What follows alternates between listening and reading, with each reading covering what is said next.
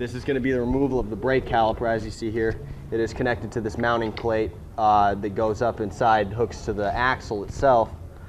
Here's your bleeder bolt. This is how you're going to bleed the brake system after you're done repairing it or servicing it. All these nuts are 12 millimeter. I'm using a T-handle, a little easier to use than your socket wrench or your conventional wrench. Average about $80 a set.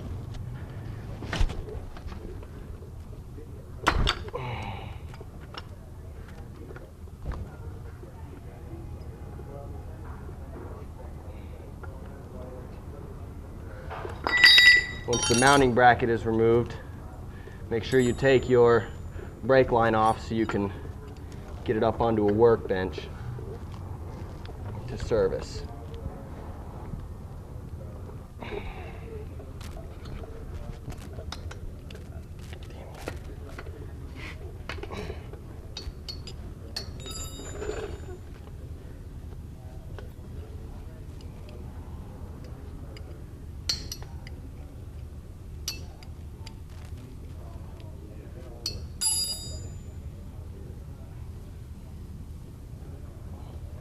Now mind your crush washers when you take these off, because you will need to reinstall these. This is what prevents it from leaking. These little crush washers will go on the banjo bolt.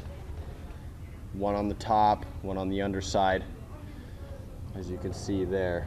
Once everything's clear, you're ready to start your service. Now, like I said, with the brake fluid, this stuff is very, very bad for paint and chrome finishes, so make sure that when you get it on painted surfaces that you clean it off with just a mild brake parts cleaner. Contact cleaner will work just fine. Make sure it's wiped off. You can also use a parts bin washer to take off any brake fluid. Make sure there's no foreign objects inside your crush washer surfaces. As I can see here, I've got a couple of little granules of dirt in there. Just make sure everything's clean.